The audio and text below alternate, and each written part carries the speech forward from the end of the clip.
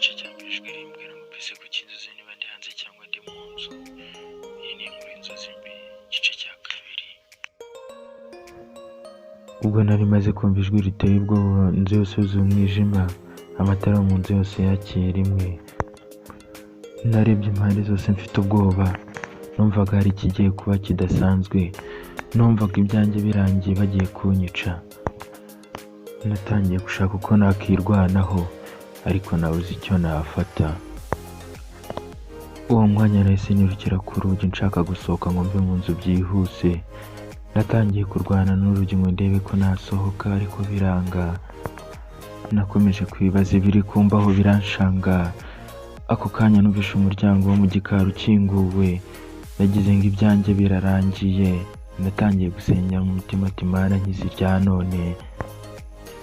Nakomeje guhagarara nkanuye amaso, nari ntegereje ibigiye gukurikiraho. Uwo mwanya nakuyemo inkweto zanjye, nari niteguye kurwana n'ugiye kuza nsanga, ariko nta muntu wigeze azagana aho narindi.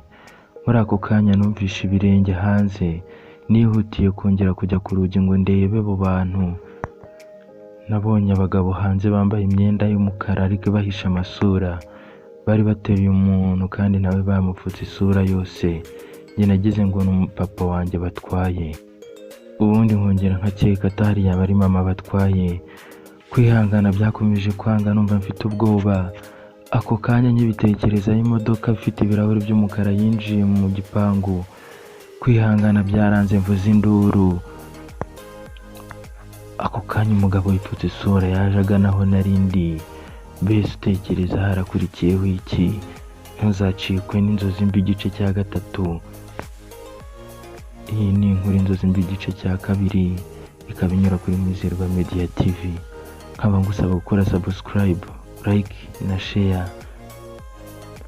Mbese utekereza mu gice cya gatatu hazakurikiraho iki? Andika muri comment utubwire uko ubyumva.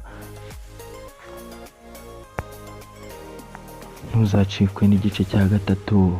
Ngende Mwizerwa kuri Mwizerwa Media TV. Ndabakunda cyane.